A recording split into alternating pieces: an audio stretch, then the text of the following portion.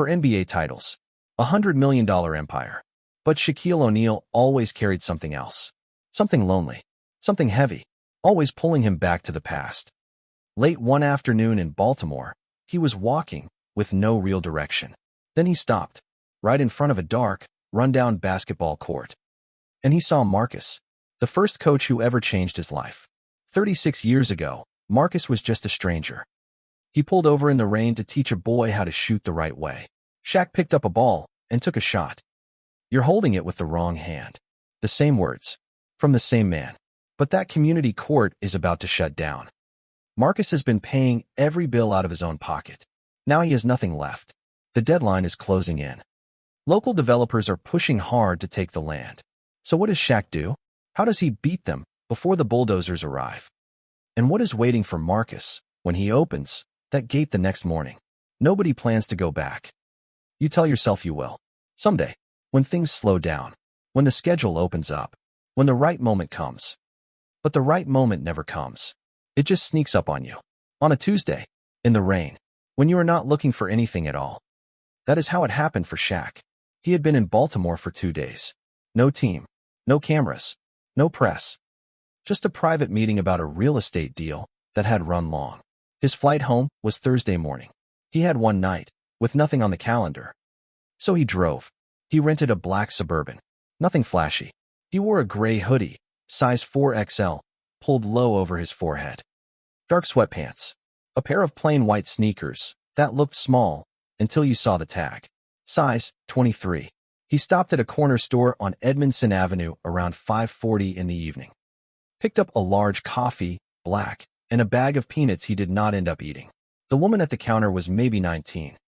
She handed him his change, $3.17, without looking up from her phone. She never recognized him. He liked that. He liked being just a large man buying coffee. Not a legend. Not a headline. Just a guy. He got back in the truck and drove east with no destination. The radio was off.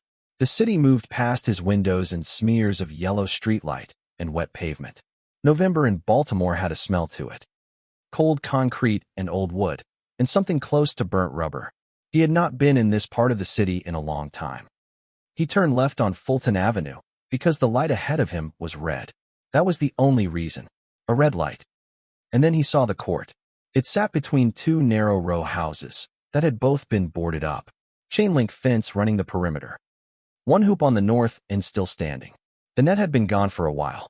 The backboard had a long crack running diagonal from the upper left corner. The blacktop was split in 4 places. Weeds pushed through every crack. A plastic grocery bag had wrapped itself around the base of the pole and dried there. The court lights, 2 of them, were both dead. The whole place was dark, but someone was inside. An old man in a blue flannel jacket was moving slowly along the fence line. He had a plastic bag in one hand. He was picking up trash, one piece at a time. A crushed can, a fast food wrapper, a broken bottle he picked up carefully and wrapped in newspaper before he dropped it in the bag. He moved like his left leg did not bend all the way, a slow hitch in his step, but he did not stop. He just kept going, piece by piece, working his way around the perimeter of his court like a man who had done it 10,000 times. Shaq pulled the truck over and cut the engine. He sat there for 3 full minutes without moving. He watched the old man bend down for a cigarette, but near the gate post. Watched him stand back up slowly. Watched him turn toward the street for a moment to check the weather. That was when Shaq saw his face. The jaw, the forehead, the way his eyes sat a little deep, hooded, like he was always thinking about something 2 steps ahead of the room. 36 years. Shaq was 15 years old the last time he saw that face. His name was Marcus Webb, and the only reason Shaquille O'Neal ever learned to shoot a basketball was because of what this man did one Thursday evening in 1988. It had been raining hard that night. Not a summer drizzle. Real rain. The kind that soaks through your jacket in 30 seconds and turns the pavement black. 15-year-old Shaq was in a parking lot 3 blocks from his house in Newark. Alone. He had been out there for almost an hour working on his jump shot. The ball was slick. His hands were cold. Every shot clanged off the rim or flew wide. Nothing was going in. He was angry. Not loud angry. Quiet angry. The kind that sits low in your chest and makes you shoot harder and harder until your arms hurt, and nothing still goes in. A green station wagon slowed down at the edge of the parking lot. The driver's window came down. You're holding it with the wrong hand. Shaq looked up. A man, maybe 40, dark jacket, collar turned up against the rain. He was not smiling. He was not being friendly. He was just stating a fact the same way you might tell someone their shoelace was untied. Shaq said nothing. The man parked the car, got out, walked over in the rain like the rain was not happening. He picked up the wet ball from the ground where it had rolled. He held it out.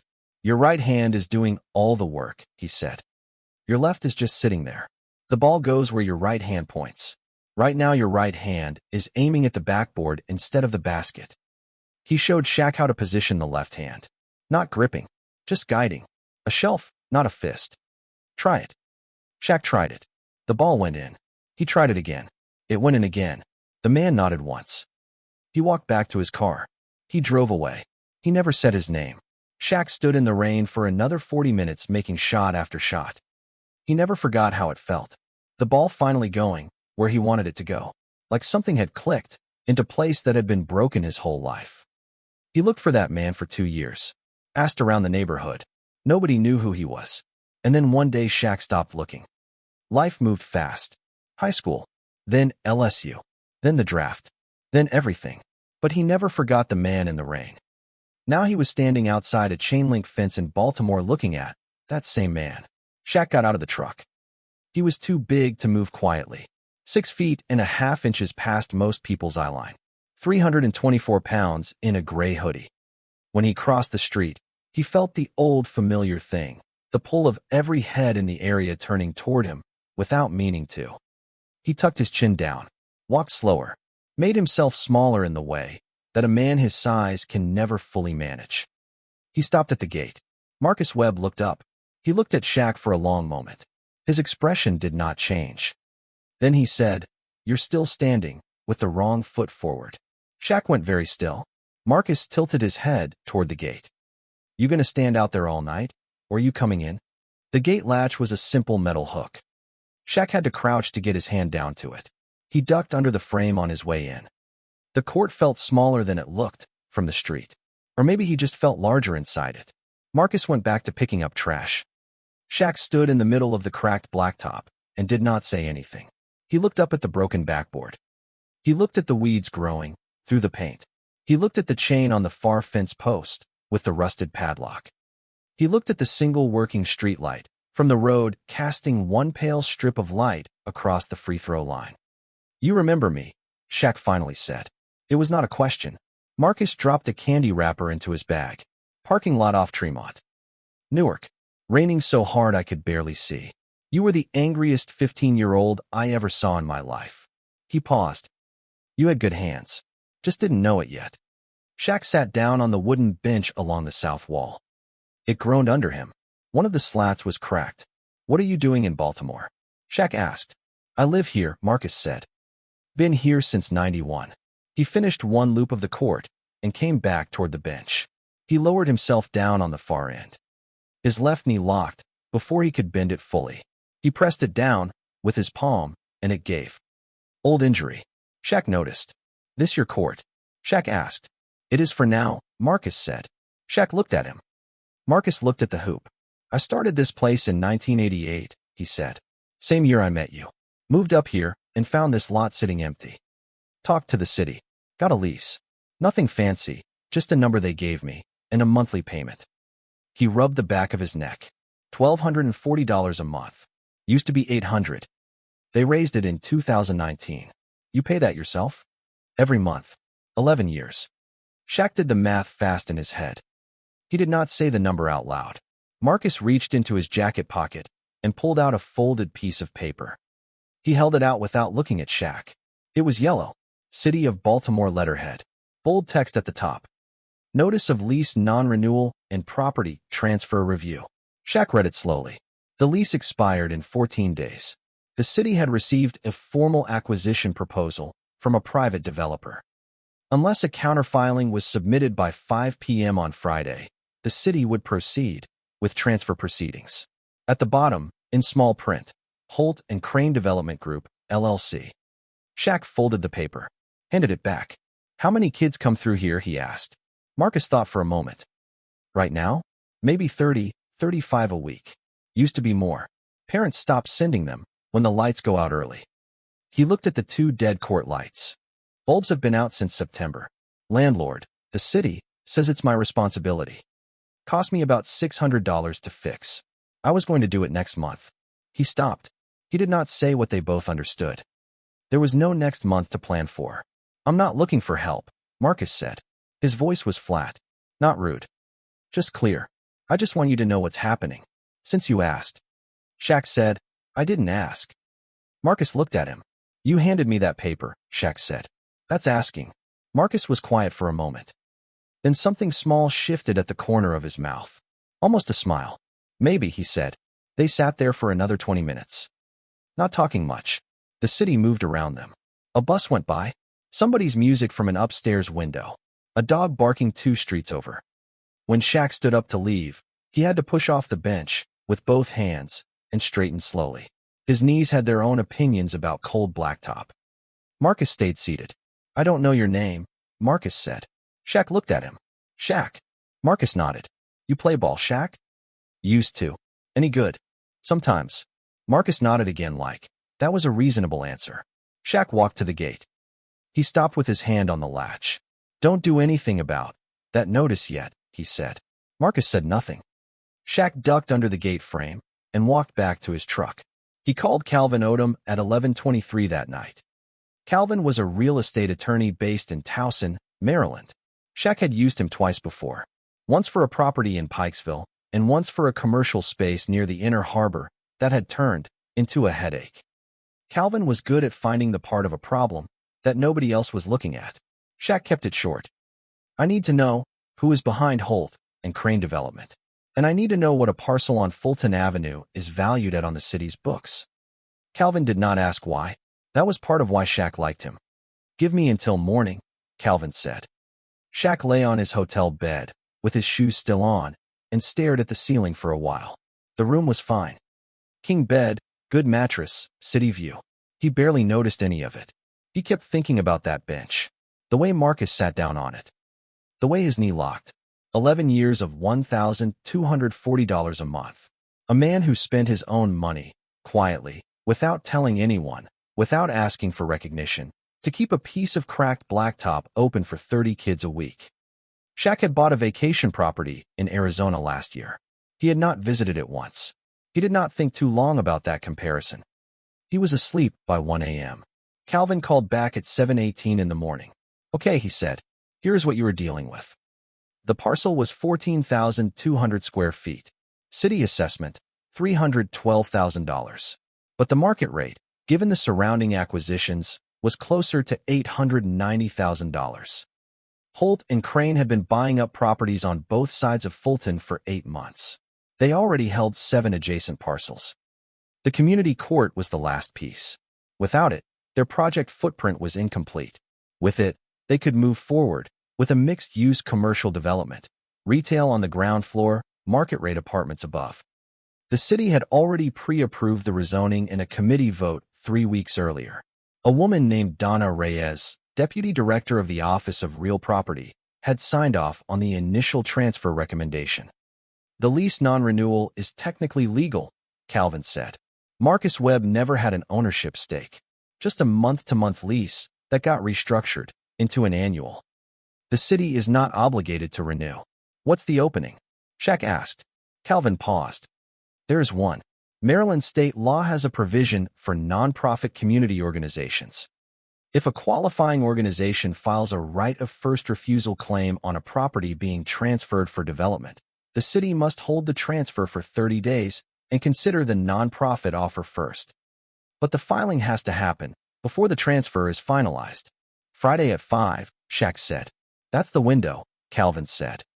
But here's the problem. There is no qualifying nonprofit attached to this court.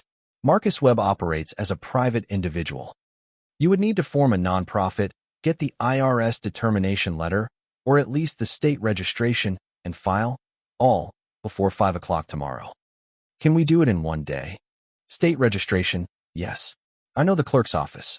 IRS letter takes months, but Maryland accepts the state filing for the initial right of first refusal claim. The full IRS process can follow. Another pause. But the organization needs a named founder, a real person, and it cannot be you. I know, Shaq said. It won't be. Who then? Marcus Webb. Does he know? He will. The next morning was Thursday. Shaq was at the office of real property on Fayette Street by 9:15 a.m. Calvin walked in beside him carrying a leather portfolio. Shaq wore the same gray hoodie. He had not dressed up. That was a deliberate choice.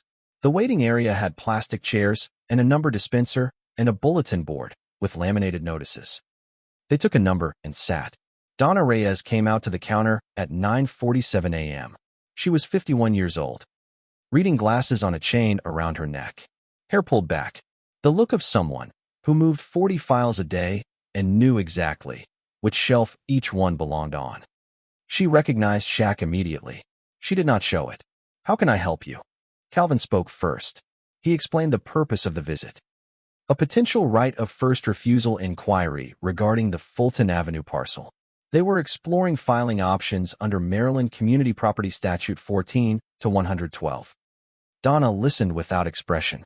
The leaseholder is a private individual, she said. The city is not required to extend right of first refusal consideration to private individuals. The statute applies to registered nonprofit entities. Understood, Calvin said. We are in the process of registering the entity today. Donna looked at her computer screen. The transfer recommendation has already been submitted internally. Has it been signed by the director? Calvin asked. A pause. No, she said. Then the transfer has not been finalized, Calvin said. Another pause. Shaq had not said a word yet. He sat very still, with his hands on his knees. He was watching Donna Reyes. Not her face. Her hands. Her left hand had stopped moving on the keyboard about 30 seconds into the conversation. Ms. Reyes, he said. She looked at him. How many kids do you think used that court last year? She said nothing. Probably around 1,500 separate visits, he said. 30 kids a week, 50 weeks. Give or take. He leaned forward slightly. One man paid for all of that. Out of his own retirement savings. He stopped there. He did not make a speech. He did not ask her to feel bad. He said two things, and let the space between them do the rest. Donna Reyes looked at him for a moment. Then she looked at her screen.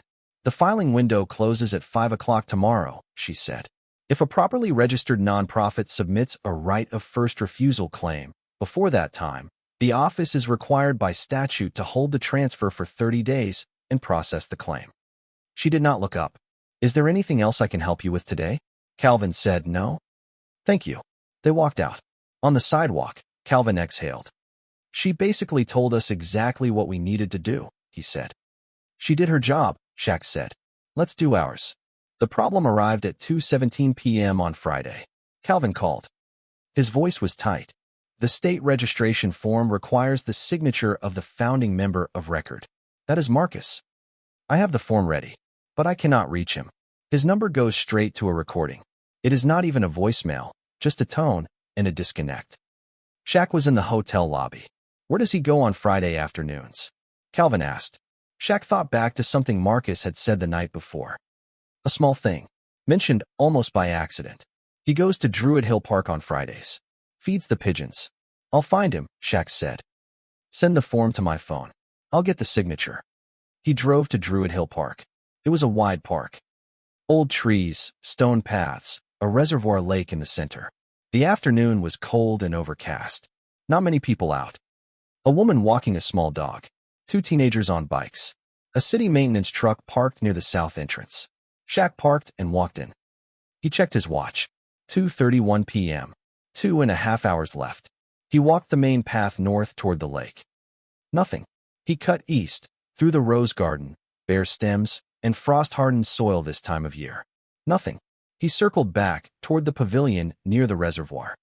And there, on a bench facing the water, blue flannel jacket, a white paper bag in one hand, pigeons moving around his feet in that bobbing, indifferent way they move. Marcus did not look up until Shaq was 10 feet away. You're walking too fast for a man with bad knees, Marcus said. Shaq sat down next to him. The bench sank noticeably to one side. I need you to sign something, Shaq said. Marcus looked at him. What kind of something? The kind that keeps your court open. Marcus looked back at the water. I told you. I'm not looking for, I know what you told me, Shaq said. I'm not offering you anything. I'm asking you to sign a piece of paper that says you started a nonprofit. Because you did start one. You just never wrote it down. He paused. 11 years. $1,240 a month. $312,000 out of your own pocket. He let that sit. You already built the thing, Marcus. I just need you to sign the form that names it. Marcus was quiet for a long time. A pigeon walked across his shoe. He did not move it. What happens after I sign? He asked. You keep running it the same way you always have, Shaq said. Nothing changes for you except the paper trail. And the money? Handled. By who? Shaq looked at the lake. Marcus turned to look at him directly. You, Marcus said. Shaq said nothing. Marcus looked back at the water. He sat with that for a moment. The pigeons moved around his feet. The lake sat gray and flat under the November sky. That's the dumbest question I've asked in 36 years, Shaq said. Marcus turned to look at him. That's your line, Shaq said. I'm just giving it back. Something passed across Marcus's face. He looked down at his hands. He breathed out slow. Give me the paper, he said. Shaq pulled up the form on his phone and handed it over. Calvin had set up an e-signature field. Marcus looked at it for a moment. His thumb hovered. He signed it at 2:49 p.m. Shaq sent it to Calvin before he put the phone back in his pocket. They walked back to the parking lot together. Marcus moved slowly. Shaq matched his pace without thinking about it. What are you going to call it? Shaq asked. Call what? The organization. It needs a name for the filing. Marcus thought for a moment. Webcourt, he said. That's what the kids call it anyway. Shaq nodded. Webcourt Foundation, he said. Marcus said nothing, but he did not disagree. At the parking lot, they stopped at Marcus's car. A 2009 Ford Focus in dark green. One of the rear hubcaps was missing. There was a crack in the passenger side mirror held together with electrical tape. Marcus put his hand on the door handle. How much trouble is it going to be, he asked. The developer. The city. Calvin handles it, Shaq said. That is what he does. And if they fight it? They can fight it, Shaq said. The statute is the statute. They do not get to change the law because they do not like the answer. Marcus looked at him for a moment. You sure about this? He said. I was sure the day you got out of that car in the rain, Shaq said. You just didn't wait around to find out. Marcus opened his car door. He got in slowly, started the engine. He did not say thank you. Shaq did not expect him to. Calvin filed the right of first refusal claim at 4:59 p.m. 1 minute before the window closed. Derek Holt was in the building when they arrived. Shaq had not expected that. Holt was 44, charcoal suit, pocket square, the kind of even tan you get from a tanning bed rather than actual sun. He had a younger man beside him, associate or lawyer, hard to tell, and a leather briefcase that probably cost more than Marcus's car. Holt saw Shaq in the hallway outside Donna Reyes's office. He smiled, the kind of smile that runs on autopilot. Shaquille, I am a big fan. Huge fan. He stepped forward with his hand out. Derek Holt. Holt and Crane. Shaq shook the hand. Said nothing. I think there may be a misunderstanding here, Holt said. His voice was smooth. Reasonable. The voice of a man who had talked his way through 50 zoning meetings. The city has been working with us on this project for 8 months. We have community benefit commitments, jobs, affordable unit requirements. He paused. A crumbling basketball court on a vacant lot is not the best use of. The filing has been submitted, Calvin said. Holt looked at him. Right of first refusal claim. Maryland Community Property Statute 14 to 112. Webcourt Foundation registered today with the Maryland Department of Assessments and Taxation. Calvin held up the folder. The transfer is on hold for 30 days. Holt's expression did not collapse. It compressed. The smile stayed, but the warmth went out of it. This will be challenged, he said. That is your right, Calvin said. The city attorney's office is on the 6th floor. Donna Reyes looked up from her desk through the glass partition. She looked at the clock on her wall. 4:59 p.m. She stamped the filing. Holt stood in the hallway for a moment. He looked at Shaq one more time. Shaq had not moved. He was standing, with his hands in the front pocket of his hoodie. His face gave nothing. Holt turned and walked away. His associate followed. Calvin exhaled. "That's done," he said. Shaq said, "Not yet." That night Shaq worked until almost 3 o'clock in the morning. He and Calvin went through the full structure by phone.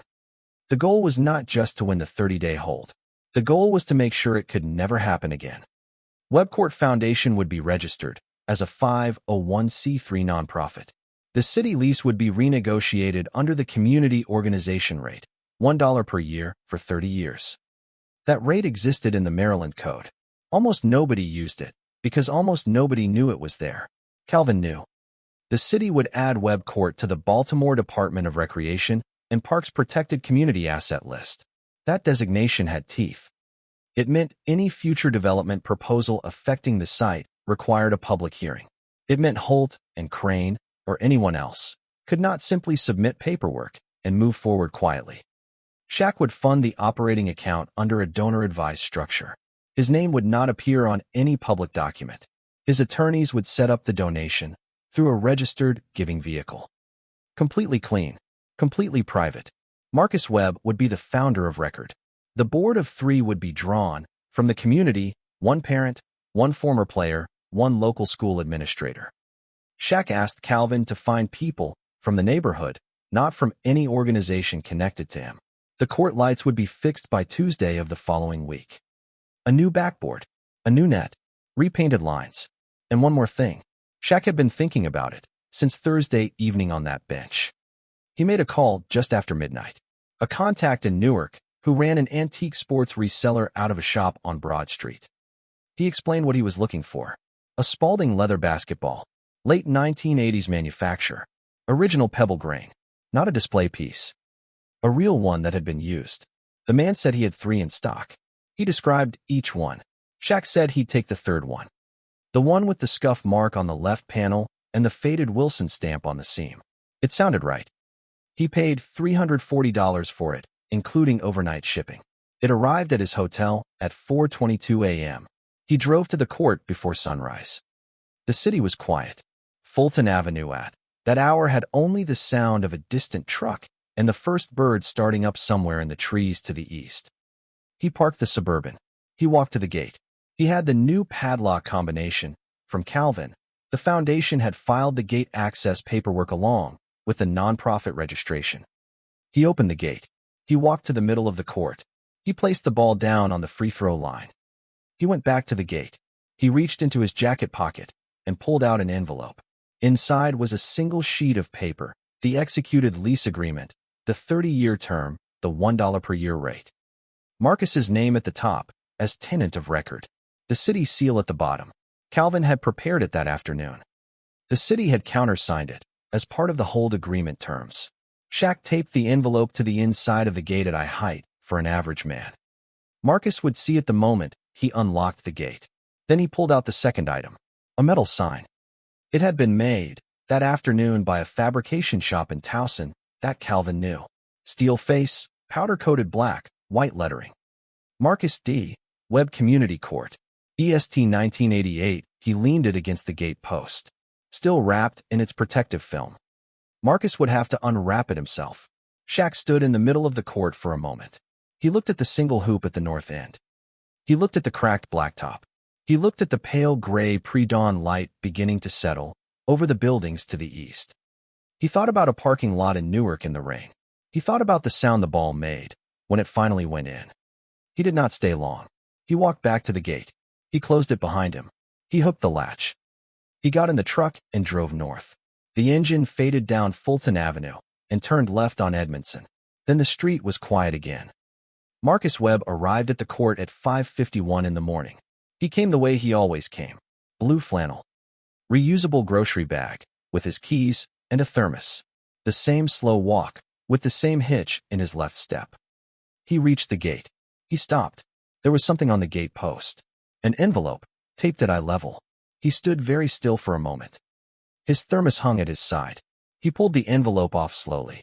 He opened it. He unfolded the paper inside. He read it once. He read it again. The city seal. His name. 30 years. $1 per year. His hands were shaking by the third line. He looked up. He looked both ways down the empty street. No car. No one waiting. Just the street, and the early light, and the sound of a pigeon somewhere above him on the power line. He looked back down at the paper. Then he saw the sign, leaning against the gate post. The protective film still on it, slightly fogged with morning cold. He peeled the film back. Marcus D. Webb Community Court. EST 1988. He stood there a long time. Then he opened the gate. He walked inside. The latch clicked shut behind him.